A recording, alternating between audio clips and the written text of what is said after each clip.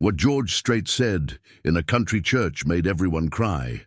The asphalt stretched endlessly before George Strait, a ribbon of black cutting through the heart of Texas like a scar across golden skin. His hands gripped the steering wheel of his weathered pickup truck with the same intensity he once reserved for holding his guitar on the biggest stages in America. But today, there was no music, no crowds, no lights, just the haunting silence that had been following him for months. The dashboard clock read 4:37 in the afternoon, and the autumn sun hung low in the sky like a tired old friend refusing to say goodbye.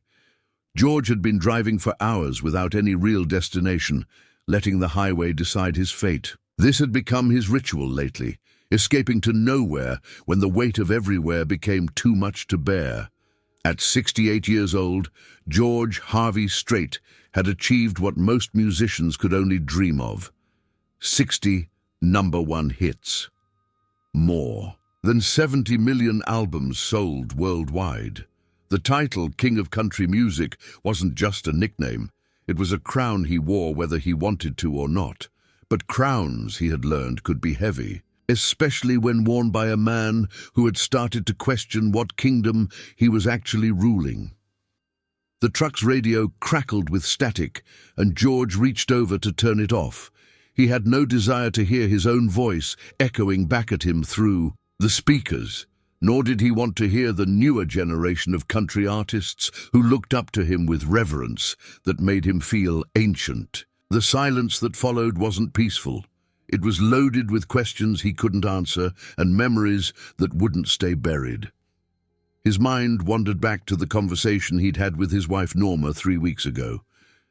She had been folding laundry in their bedroom, her movements methodical and comforting, when she looked up at him with those eyes that had seen him through 4 decades of marriage. "George," she had said, her voice carrying that particular tone reserved for the most important conversations, "when was the last time you were truly happy, not successful, not satisfied with a performance, but genuinely happy?" The question had hit him like a physical blow, and he still didn't have an answer. He thought about subscribing to that feeling of emptiness, wondering if others who followed his journey from small-town Texas boy to country music royalty ever felt the same. Disconnect between public triumph and private turmoil. Perhaps those watching his story unfold could share their own moments of searching, their own crossroads. Where were they watching from? Their living rooms in Nashville, their kitchens in small farming communities, their front porches where the same Texas wind that now buffeted his truck brought both comfort and restlessness. The thought of that connection, that shared human experience, somehow made the road feel less lonely. George passed a rusted mailbox, leaning at a precarious angle, then a farmhouse with windows that gleamed like watchful eyes in the afternoon light. These were the places that had shaped him, the landscapes that had whispered the melodies of his earliest songs. But now they felt like chapters from someone else's life, stories he had read rather than lived. The success had been gradual, then sudden, then overwhelming. One day he was playing honky-tonks for crowds of 50. The next he was selling out arenas that held 50,000. Somewhere in that transformation, he had lost track of the boy who used to sit on his grandfather's porch, listening to the old man play fiddle while the cicadas provided harmony. That boy had dreamed of singing, not of becoming an industry. He had wanted to touch hearts, not fill stadiums. A sign appeared on the horizon, weathered and hand-painted: Cedar Creek, population 312.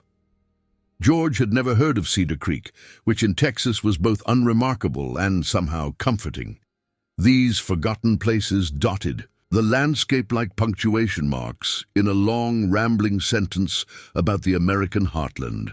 As he drove through the town's brief main street, a general store, a post office barely larger than a garden shed, and a gas station with pumps that looked like they had been installed during the Carter administration, George felt something shift in his chest. Not relief exactly, but recognition. This was the Texas he had carried in his songs, the one that existed in guitar chords and careful rhymes rather than in his actual daily life. Just past the town limits, where the road began its gentle curve, around a cluster of oak trees whose leaves had turned the color of old pennies, George saw something that made him slow down almost involuntarily. Set back from the road, surrounded by a simple wooden fence that had seen better decades, stood a structure that seemed to embody every definition of humble. It was essentially a large barn, painted white but showing the honest wear of time and weather. A modest steeple rose from its center, topped with a cross made from two pieces of timber that looked like they had been joined by faith rather than craftsmanship. A hand-painted sign hung beside the gravel driveway. Cowboy Church of Cedar Creek. All welcome, Sunday service 5 o'clock. Below that, in smaller letters that spoke of personal invitation rather than institutional announcement, come as you are, leave blessed. George pulled over and sat in his truck for several minutes, engine idling, studying the scene before him. Through the open windows of the church, he could hear the faint sound of voices, not professional singers, but real people making real music with whatever instruments and abilities God had given them. A pickup truck was parked beside the building, its bed filled with folding chairs. A few cars were scattered in the grass that served as a parking lot, their chrome bumpers reflecting the late afternoon sun like mirrors, catching light in a dark room. Something about the scene pulled at a memory buried so deep, he had forgotten it existed. He was 8 years old again, sitting beside his mother in a similar church in Poteet, Texas.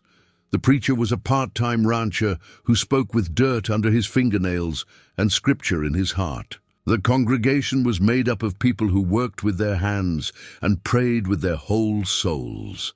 There had been no pretense there. No performance, just the kind of authentic worship that seemed to have been bred out of him by years of professional Christianity, the kind that showed up on award show acceptance speeches and charity event appearances. George turned off his engine. The silence that followed felt different from the haunting quiet that had been his companion all day. This silence had weight, substance, as if it were pregnant with possibility rather than empty with loss. He climbed out of his truck and stood for a moment in the gravel driveway, feeling the Texas wind ruffle his hair and carry with it the scent of hay and hope. His boots, not stage boots but the comfortable broken-in pair he wore for actual work, crunched softly as he walked toward the church. Each step seemed to carry him not just across the ground, but across the years, back toward something he had lost without even realizing he was losing it. The music grew clearer as he approached. A guitar, slightly out of tune but played with conviction. A woman's voice, strong and unpolished, singing about grace that was greater than any sin. Harmony voices that blended not because they had been trained to, but because they had been raised together, worked together, lived together in this small community where everyone knew everyone else's struggles and triumphs. George paused at the door, his hand resting on the simple wooden handle. Through the screen, he could see perhaps 20 people scattered throughout folding chairs arranged in rough rows. Children sat beside their parents, occasionally whispering or shifting, in their seats with the natural restlessness of youth. An elderly man in the front row had his eyes closed, his lips moving silently in prayer or song. A young mother gently bounced a baby on her lap while singing along. This was church, as George remembered it from his childhood. Not performance, but participation. Not entertainment, but encounter. The realization hit him with unexpected force. He'd been performing his faith for so long that he had forgotten how to simply experience it. He opened the door and stepped inside, choosing a seat in the back row where he hoped to observe without being observed. But as he settled into the metal folding chair, he felt eyes turning toward him, not with the hungry recognition of fans, but with the gentle curiosity of neighbors wondering about a newcomer. A few people nodded in his direction with the kind of welcome that required no words, and George found himself nodding back, feeling something in his chest that had been tight for months beginning to loosen. The pastor, a man who looked to be in his 50s with silver hair and laugh lines that spoke of a life well lived, stood at a simple wooden podium. He wore jeans and a button-down shirt, and his boots showed the kind of wear that came from actual ranch work rather than fashion choices. When he spoke, his voice carried the warmth of someone who had lived the lessons he was sharing. "Folks," the pastor said, his drawl as comfortable as an old blanket, "I've been thinking this week about the times in our lives when God speaks the loudest, and I've come to realize that it's not usually in the mountaintop moments when everything is going our way and the sun is shining bright. No, sir, God tends to do his best work in the valleys, in the quiet places, in the moments when we've finally stopped talking long enough to listen." George felt those words settle into his soul, like seeds finding fertile ground. He had spent so many years talking, singing actually, that he couldn't remember the last time he had truly listened, really listened, with the kind of attention that required vulnerability rather than performance. As the pastor continued his gentle sermon about finding God in unexpected places, George looked around at the faces surrounding him. Each person seemed fully present, engaged, not because they had to be, but because they wanted to be. There was something refreshingly honest about their worship, something that reminded George why he had started singing in the first place. It hadn't been about fame or fortune or even recognition. It had been about connection. The kind of connection he could feel stirring in this simple room, growing stronger with each passing moment. The afternoon light filtering through the church's modest windows painted everything in golden hues, and George found himself wondering if this was what peace looked like. Not the absence of struggle, but the presence of something larger than himself, something that made the struggle worthwhile. As he sat in that back row, anonymous among strangers who were somehow beginning to feel like family, George Strait experienced something he hadn't felt in longer than he cared to admit. The simple, profound gift of being exactly where he was supposed to be. But what happened next would change not just the rest of his afternoon, but the way he understood his entire life's journey. The pastor's voice continued to weave through the small sanctuary like a gentle current, carrying with it the kind of wisdom that could only come from years of walking alongside people through their darkest valleys and brightest mountaintops. Pastor Jim Crawford, George would learn his name later, had the rare gift of speaking truth without condescension, of offering hope without dismissing pain. "You know," Pastor Crawford said, his weathered hands resting on the simple wooden podium, "I was talking to old Bill Henderson last week. Some of you know Bill, runs cattle up north of town, and he told me something that's been sticking with me like a burr on a saddle blanket. He said, 'Pastor Jim, the funny thing about being in a drought is that you don't really appreciate water until the well starts running dry. But when that first rain finally comes, you remember why you fell in love with this land in the first place.'" A murmur of recognition rippled through the small congregation. These were people who understood drought, not just the kind that affected crops and cattle, but the kind that could settle into a human soul and make everything feel parched and brittle.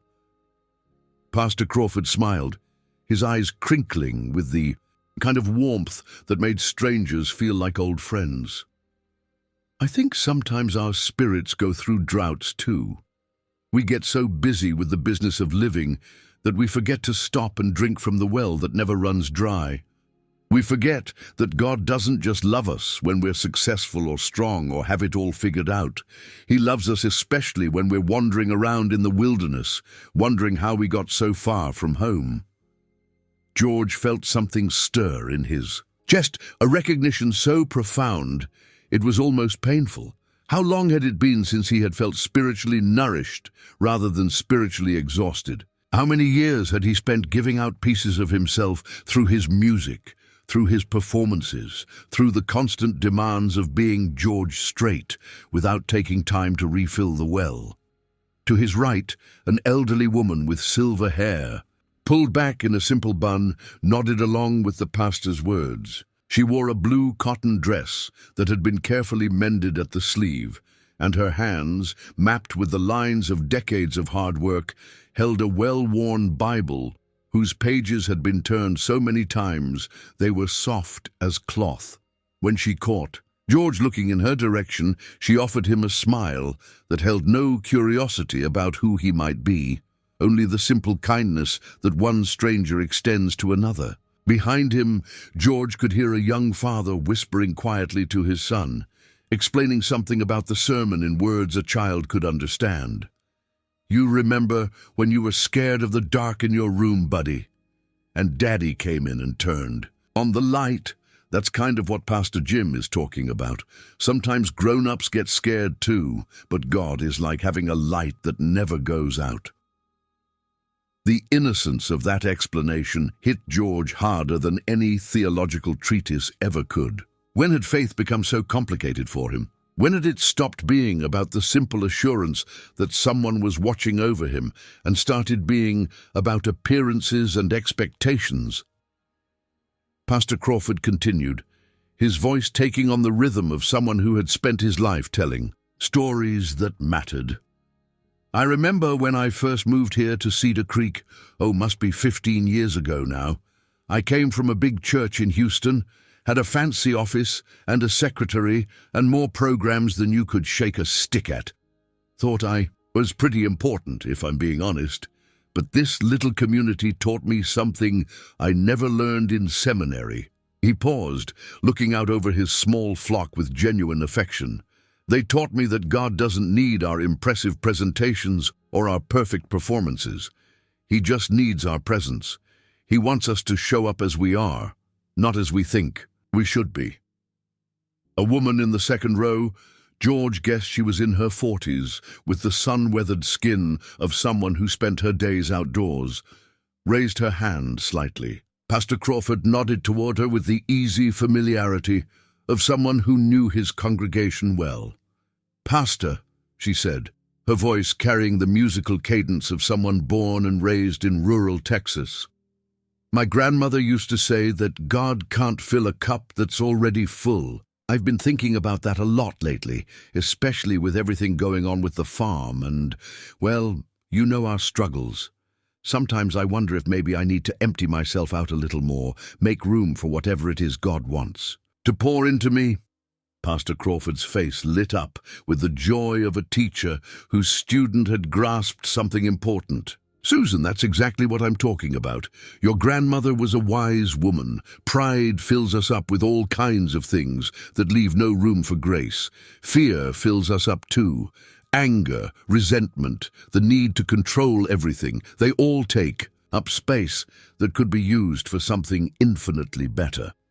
George found himself leaning forward slightly, drawn into this conversation that felt more real than most of the interactions he'd had in months. These people weren't performing their faith. They were living it, questioning it, wrestling with it in ways that made it stronger rather than weaker. A young man with calloused hands and the bearing of someone who worked construction stood up from his seat near the front. "Pastor, I've got to be honest with you. There are days when I wonder if God really hears me when I pray. I mean, I know what the Bible says and all, but sometimes it feels like I'm talking to the ceiling fan." Pastor Crawford nodded with understanding, rather than judgment. "David, I appreciate your honesty, and I'd venture to guess that most of us in this room have felt exactly the same way at some point. The question isn't whether God hears us. The question is whether we're listening for his answer in the right places. Sometimes he speaks through circumstances, sometimes through other people, sometimes through a feeling of peace that settles over us when we're not even looking for it." The pastor's eyes seemed to find George in the back row, not with recognition, but with the inclusive gaze of someone making sure every person felt included in the conversation. "And sometimes," he continued, "God speaks to us through the most unexpected encounters. Someone we meet on a day when we weren't planning to meet anyone. A conversation that happens when we thought we were just passing through.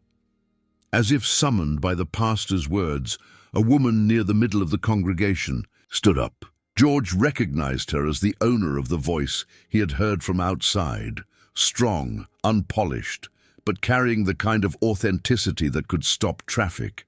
She was perhaps 60 years old, with grey hair that caught the afternoon light and eyes that held the accumulated wisdom of someone who had seen both joy and sorrow and found ways to embrace both. "If it's all right, Pastor Jim," she said, her voice carrying across the small space with natural authority, "I'd like to share something that's been on my heart." Pastor Crawford gestured for her to continue, and the woman, Margaret Holloway, though George wouldn't learn her name until later, began to speak with the cadence of someone who had spent her life finding the sacred in the ordinary. "I was driving home from town yesterday, thinking about my late husband Robert and how much I miss our conversations. We used to talk about everything, the weather, the neighbors, our dreams, our fears. He's been gone 3 years now, and sometimes the silence in my house gets so loud I can hardly stand it." Her voice remained steady, but George could see the emotion flickering in her eyes like candlelight. "But then I was passing the Henderson place, and I saw old Bill out there, fixing his fence in this heat, and something just moved me to stop and help. We worked together for about an hour, barely saying a word, just two people mending something that was broken." She paused, and the silence that followed was full of anticipation rather than awkwardness. When we finished, Bill looked at me and said, "Margaret, I think Robert would be proud of the way you're still showing up for people." And in that moment, I heard my husband's voice as clear as I'm hearing my own right now. Not through any miracle or vision, but through the kindness of a neighbor who took the time to see me. George felt his throat tighten with unexpected emotion. There was something about Margaret's story that cut straight through all the layers of performance and pretense he had built up over the years. Her grief was honest, her faith was real, and her willingness to share both in this small sanctuary created a kind of vulnerability that he had forgotten existed. Margaret continued, her voice growing stronger with each word. "I think sometimes we're looking for God to speak to us in grand gestures, in burning bushes or voices from heaven. But maybe he's speaking to us all the time through the ordinary kindnesses, the unexpected moments of connection, the times when strangers become exactly what we need them to be." She sat down, and Pastor Crawford nodded with the deep satisfaction of someone whose sermon had just been illustrated more powerfully than any theological argument could have accomplished. "Thank you, Margaret. That's exactly what I'm talking about. God meets us where we are, not where we think we should be." The pastor looked around the small congregation, his gaze once again including everyone present. "Now, before we close with some music, I want to invite anyone who feels moved to share a word or offer a prayer. This is our time to be the church, together not just to attend church." The invitation hung in the air like an open door, and George felt something shifting inside him. Not the professional instinct to perform, but something deeper, a longing to be part of this authentic community, to contribute something real rather than polished. But before he could fully process what he was feeling, Margaret Holloway stood, again, this time moving toward the front of the sanctuary. She positioned herself near Pastor Crawford, and without any announcement or fanfare, began to sing. Her voice filled the small space with a hymn that George recognized from his childhood, one that his own grandmother had sung while hanging laundry on summer afternoons, but Margaret's rendition was different from any he had ever heard. It wasn't perfect, wasn't trained, wasn't performance-ready. It was honest in a way that made every note sacred. Amazing grace, how sweet the sound that saved a wretch like me. The congregation began to join in, their voices blending, not because they had rehearsed together, but because they had lived together, struggled together, found hope together.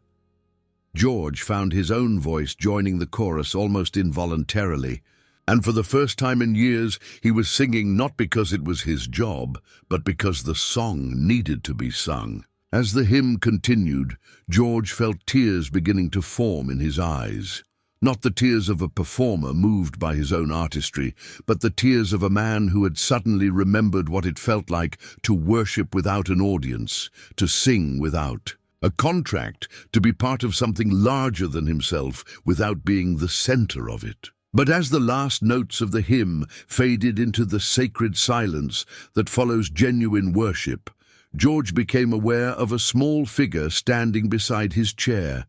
He looked down to see a boy, perhaps 8 or 9 years old, with tousled brown hair and eyes that held the direct, unfiltered curiosity that only children possess. The boy looked up at George with those clear eyes, tilted his head slightly, and whispered in a voice barely audible, but somehow carrying the weight of destiny, "Are you really George Strait?" The question hung between them like a bridge between two worlds, the world George had been living in and the world he was discovering. And in that moment, everything was about to change in ways that neither the boy nor the man could have anticipated. The boy's whispered question seemed to hang in the air like a note that had found its perfect pitch. George looked down into those innocent eyes and felt the weight of his public persona pressing against the rawness of this private moment. For several heartbeats, the small sanctuary seemed to hold its breath, as if even the walls understood that something significant was happening. George knelt down slowly, bringing himself to the child's eye level. The metal folding chair creaked softly behind him, and he could feel the gentle attention of the congregation, though no one else seemed to have heard the boy's question. Up close, he could see that the child had freckles scattered across his nose like stars and wore a t-shirt that proclaimed his allegiance to the local high school football team. "What's your name, son?" George asked quietly, his voice carrying the same gentle warmth he had used with his own children when they were small. "Tommy," the boy replied, his voice still barely above a whisper but gaining confidence. "Tommy Brennan. My dad says you're the best country singer who ever lived. He plays your songs when we're working on the ranch."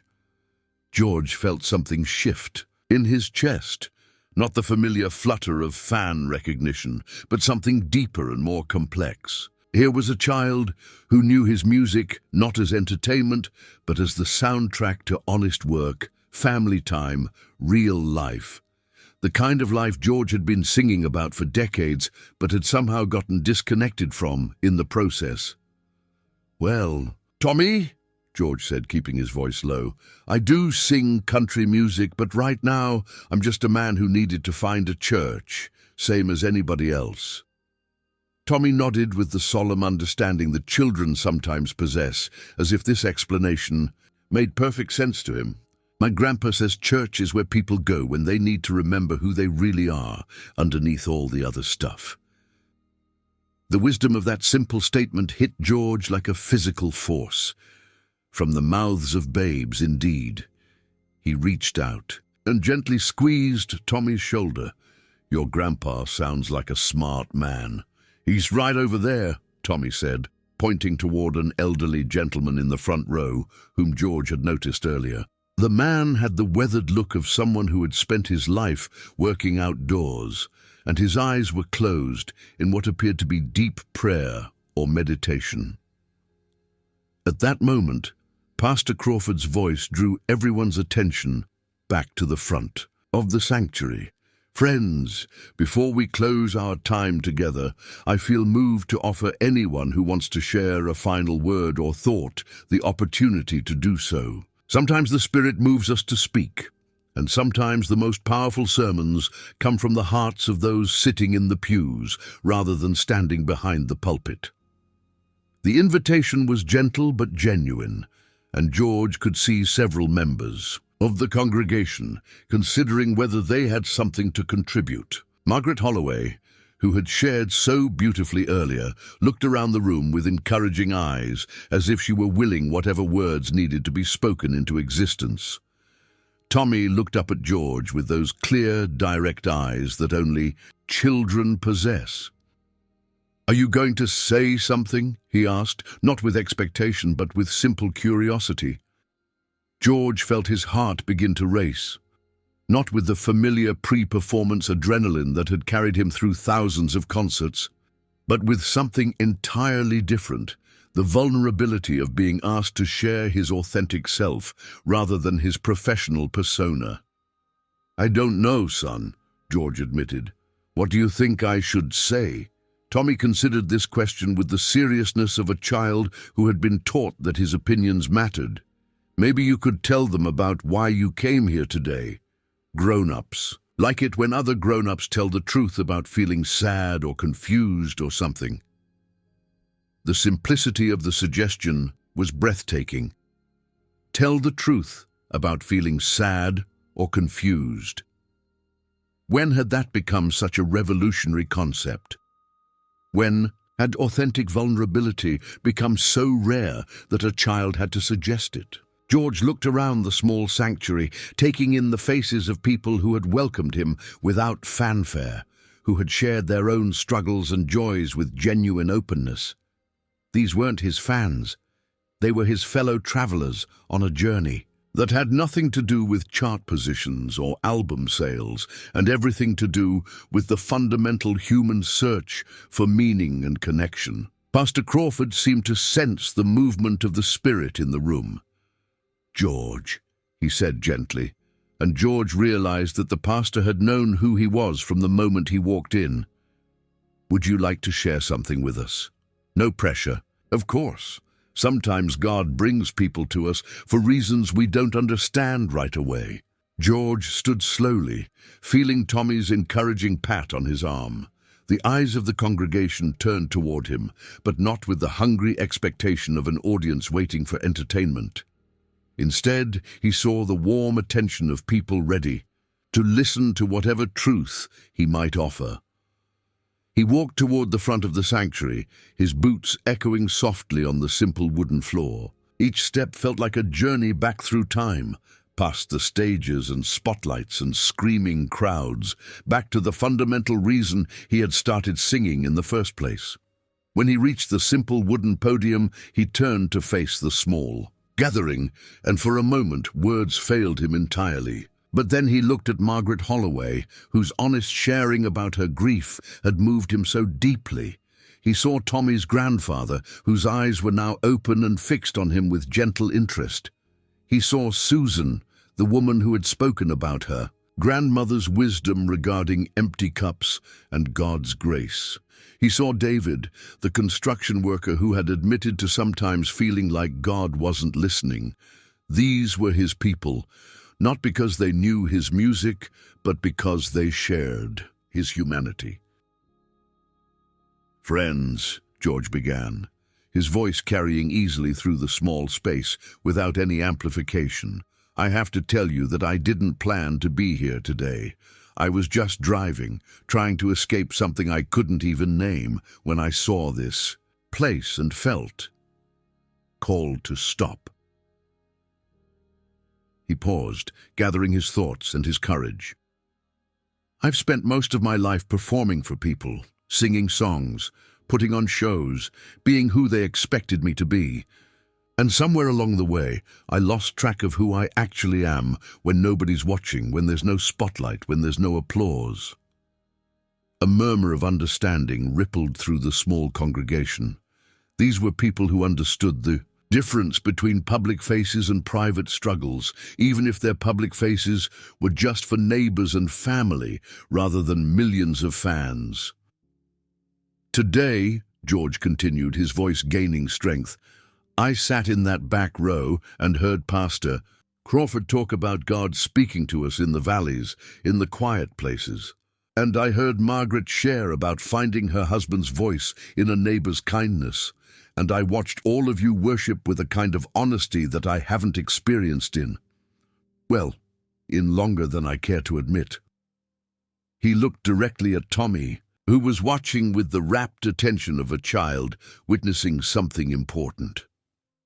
A young man back there asked me if I was going to tell the truth about feeling sad or confused. And I realized that's exactly what I needed to do, because pretending to have all the answers when you're actually lost is the loneliest feeling in the world.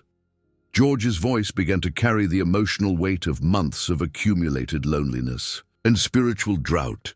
I've sung about faith and family and home for my entire career. But sitting here today, listening to your stories, joining in with your singing, I remembered what those words actually feel like instead of just what they sound like. Margaret Holloway nodded with understanding, and George saw tears beginning to form in her eyes. Not tears of sadness, but the kind of tears that come when someone speaks a truth that resonates in the deepest parts of your soul. I came here today as someone who thought he knew what worship was supposed to look like, George said, his voice now carrying the quiet authority of someone who had found something he hadn't known he was looking for. But you've shown me that real worship isn't a performance. It's presence. It's showing up exactly as you are and trusting that God can work with that. Pastor Crawford nodded with the deep satisfaction of someone whose prayers had been answered in ways he hadn't expected. The entire congregation seemed to lean in slightly, as if they could sense that something sacred was happening in their midst. George looked around the room once more, taking in each face, each story, each person who had unknowingly participated in his healing just by being authentically themselves. I want to thank you for welcoming a stranger and for reminding me that the most important audience for any of us is an audience of one. He stepped back from the podium, and for a moment, the sanctuary was filled with the kind of silence that follows a profound truth. It wasn't empty silence or awkward silence, but the full, pregnant silence that comes when words have accomplished exactly what they were meant to accomplish. Then Tommy began to clap. Not the enthusiastic applause of a fan, but the spontaneous appreciation of a child who had witnessed something beautiful. Soon, the entire congregation joined in, but their applause felt different from any George had ever received. It wasn't appreciation for his talent or his fame or his performance. It was gratitude for his vulnerability, his honesty, his willingness to be human in their presence. As the applause faded, Pastor Crawford stepped forward with tears in his own eyes. George, thank you for that gift, for reminding all of us that we're not alone in our searching, and that sometimes the most powerful ministry happens when we stop trying to have all the answers and start sharing our questions. George nodded, feeling lighter than he had in months, but as he began to make his way back toward his seat, he noticed something that stopped him in his tracks. In the far corner of the sanctuary, partially hidden by shadows, sat a figure he hadn't noticed before. An older woman, probably in her 70s, with silver hair and eyes that seemed to hold a lifetime of secrets. She was looking at him with an expression he couldn't quite read. Not recognition exactly, but something deeper, something that suggested their encounter was not as accidental as it appeared. And in her lap, barely visible in the dim light, was what looked like a photograph, old and worn, as if it had been carried for many years. As their eyes met across the small sanctuary, the woman raised the photograph slightly, and George felt the bottom drop out of his world. Because even from this distance, even in the uncertain light, he could see enough of the image to recognize what it was. And suddenly, everything about this seemingly random encounter began to feel like something else entirely. Something that would challenge everything he thought he knew about his own story. The woman smiled then, a mysterious expression that held both warmth and knowledge, and George realized that his journey to Cedar Creek Cowboy Church was far from over. In fact, it was just beginning, and the most surprising revelation was still waiting to unfold. The service was drawing to a close, with Pastor Crawford offering a final blessing over the small congregation. but George found himself unable to look away from the mysterious woman in the corner. She remained seated as others began to stand and stretch, her silver hair catching the late afternoon light that filtered through the simple windows. The photograph in her lap seemed to pulse with significance, though George still couldn't make out its details from across the room.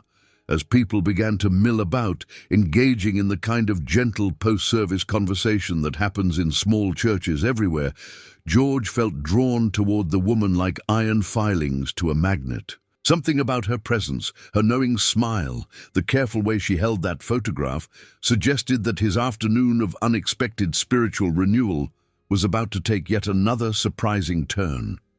Tommy appeared at his side again, tugging gently on George's shirt sleeve. "Mr. George, that's Mrs. Elena Rodriguez. She used to be the school librarian before she retired. My mom says she knows everything about everybody in 3 counties. George smiled down at the boy, grateful for the information, but puzzled by its implications. "Has she lived here long?" "Forever, I think," Tommy replied with the casual certainty of childhood. "But she's from Mexico originally. She came here when she was young and married Mr. Rodriguez, who used to run the feed store. He passed away a few years back." Pastor Crawford approached them, his face still glowing with the satisfaction of someone who had witnessed something sacred. "George, I can't thank you enough for sharing with us today. Your words touched hearts in ways that will ripple through this community for a long time." "Pastor, I should be thanking you," George replied, meaning every word. "I came here lost, and I'm leaving found. That doesn't happen by accident." Pastor Crawford's eyes twinkled with the kind of wisdom that comes from years of watching God work in mysterious ways. "No, it certainly doesn't. And speaking of not happening by accident," he nodded toward Mrs. Rodriguez, who was now slowly making her way across the sanctuary toward them, the photograph still clutched carefully in her weathered hands. As she approached, George could see her more clearly. She was smaller than she had appeared from across the room, probably no more than 5 feet tall, but she carried herself with the dignity of someone who had lived through significant experiences and emerged stronger. Her eyes, dark and intelligent, seemed to hold stories that could fill libraries. "Senor Strait," she said, her voice carrying the musical accent of someone who had learned English as a second language, but had mastered it completely. "I have been waiting a very long time to meet you." The word sent a chill down George's spine, though not an unpleasant one. "Ma'am, I'm honored to meet you, but I have to admit I'm a little confused. We've never met before, have we?" Mrs. Rodriguez smiled, and her entire face transformed with warmth. "Not directly, no. But we have been connected for much longer than you might imagine." She looked down at the photograph in her hands, then back up at George. "My maiden name was Elena Morales. Does that name mean anything to you?" George felt his world tilt slightly. Morales. The name stirred something deep in his memory, like a song he had heard long ago but couldn't quite place. It sounds familiar, but I can't quite." "Perhaps this will help," Mrs. Rodriguez said gently, extending the photograph toward him. "This was taken 47 years ago, in 1976, at a small honky-tonk called the Broken Spoke, just outside San Antonio."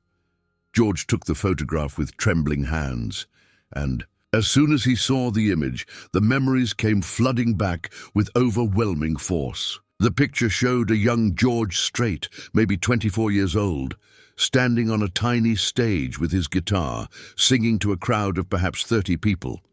But what made his breath catch was the woman sitting at the front table, looking up at him with rapt attention. She was young, maybe 19 or 20, with long dark hair and eyes that sparkled with life and dreams.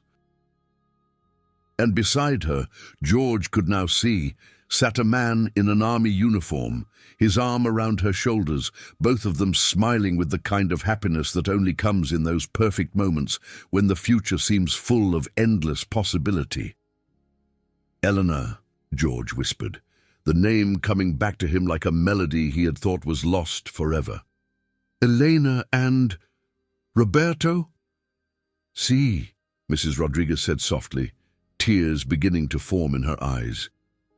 "Roberto Rodriguez, my late husband. We had been dating for 2 years, and that night he had just asked me to marry him. We went to the Broken Spoke to celebrate, and you were performing. You were so young, so talented, and we both knew we were seeing someone special." George stared at the photograph, and suddenly he was 24 again, playing those small venues for gas money and the pure joy of making music. The Broken Spoke had been one of his regular stops during those lean years, a place where he had honed his craft and learned to connect with audiences one heart at a time. "I remember," he said, his voice thick with emotion. "I remember you two. You sat right up front for every song, and you both looked so happy, so in love. Roberto kept buying you drinks, and you kept clapping for every song like it was the best thing you'd ever heard." Mrs. Rodriguez laughed through her tears.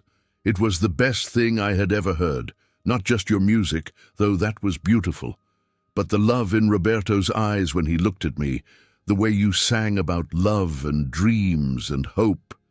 It was also perfect." "What happened?" George asked, though something in her expression made him fear the answer.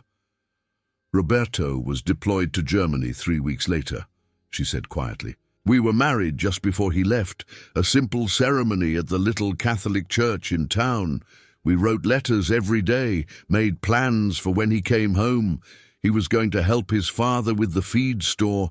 We were going to have children, build a life together." She paused, gathering strength for what came next. "He was killed in a training accident 6 months later, a helicopter crash, mechanical failure, they said. He never got to come home." George felt his heart break for this woman, for the young couple in the photograph, for all the dreams that had been cut short by tragedy. "Eleanor, I'm so sorry. I can't imagine." "For months after we got the news, I couldn't listen to music at all," she continued. "Every song reminded me of that perfect night at the Broken Spoke, when everything seemed possible.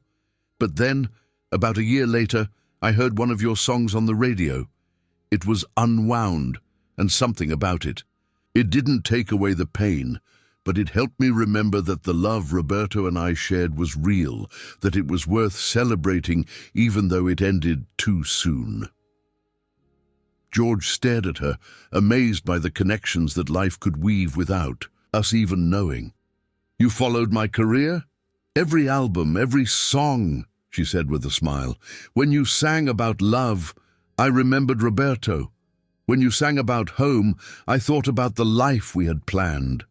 When you sang about faith and perseverance, you helped me believe that I could build a new life, even after losing the one I had dreamed of." She reached into her purse and pulled out a small stack of concert tickets, yellowed with age. "I went to see you perform 17 times over the years.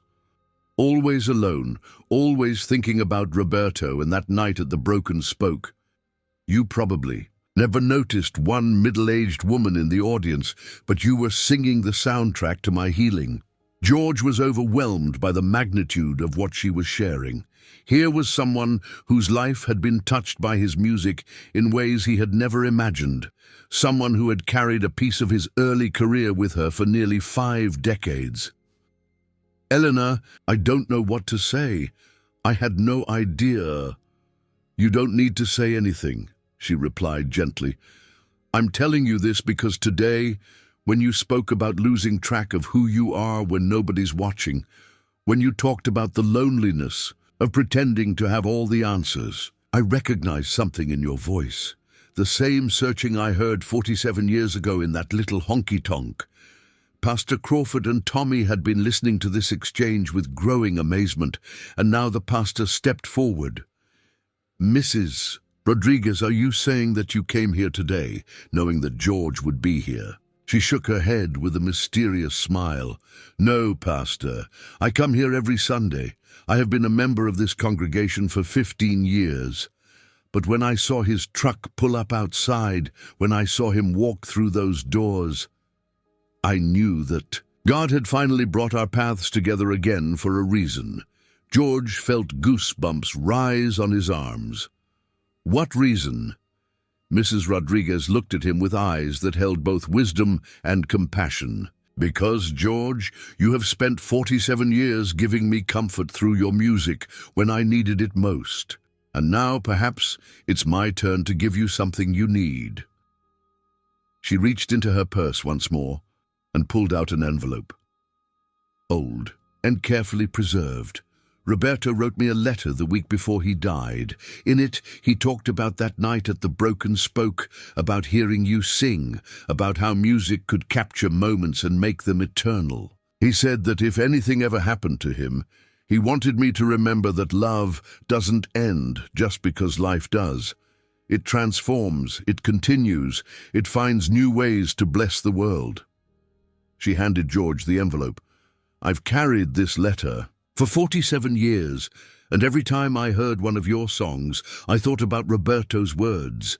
Today, listening to you speak about finding your way back to who you really are, I realized that maybe this letter wasn't just meant to comfort me. Maybe it was meant to remind you of something too. George opened the envelope with trembling hands and unfolded the letter, written in the careful script of a young soldier. As he read Roberto's words about love transcending loss, about music being a bridge between hearts, about the importance of staying true to the voice that God had given him, George felt something shift in his soul. He was writing about you, Mrs. Rodriguez said softly, about the gift you have, about how you helped two young people believe in forever on a night when forever seemed possible. He wanted me to understand that your music would always be part of our love story, and that our love story would always be part of your music, even if you never knew it. George looked up from the letter, tears streaming down his face. Around him, the small congregation had grown quiet, sensing that they were witnessing something sacred. But what Mrs. Rodriguez said next would transform not just the rest of his afternoon, but his understanding of everything he had spent his life building. George, she said, her voice carrying the authority of someone who had learned profound truths through profound loss. You came here today thinking you had lost your way, but maybe you didn't lose your way at all. Maybe you just forgot that the music was never really about you. It was always about the moments you helped create, the love you helped people remember, the hope you helped them find. You have been God's instrument all along, and today He brought you here to remind you of that truth. The silence that followed was electric with possibility, and George realized that his journey to the cowboy church of Cedar Creek was about to conclude in ways he never could have imagined. George stood in the center of the small sanctuary, Roberto's letter still trembling in his hands, surrounded by the gentle faces of people who had unknowingly participated in the most profound spiritual experience of his life. The weight of Mrs. Rodriguez's revelation settled over him like a warm blanket, wrapping around decades of questions he had been too afraid to ask, and answers he had been too busy to hear. Pastor Crawford stepped forward, his eyes glistening with unshed tears. George, I think what Elena is trying to tell you is something that all of us need to hear. Sometimes we get so focused on our own struggles that we forget how God has been using us to bless others all along. George nodded, but found that words were failing him. He looked down at the letter again, reading Roberto's careful script. The young man singing tonight has a gift that goes beyond entertainment. His voice carries something sacred, something that makes people remember the best parts of themselves. I pray that he never loses sight of that calling, even when the world tries to convince him that success is measured in different ways. 47 years, George whispered, more to himself than to anyone else. For 47 years, I've been wondering if my music mattered, if it was making any real difference in people's lives. And all this time, Mrs. Rodriguez finished gently, your music has been a prayer for people like me. Every song was a reminder that love doesn't die, that hope can survive even the darkest losses, that God speaks through the most unexpected messengers. Tommy, who had been listening with the intense concentration that children bring to adult conversations they sense are important, tugged on George's sleeve again. Mr. George, does this mean you're not sad anymore? George knelt down to the boys, level once more, and this time when he looked into those clear, honest eyes, he felt something that had been missing for months. Peace. Not the absence of struggle, but the presence of purpose. Tommy, he said, his voice steady and sure, I think I was sad because I forgot why I started singing in the first place. Mrs. Rodriguez and your grandfather and Pastor Crawford and everyone here today helped me remember that music isn't about me at all.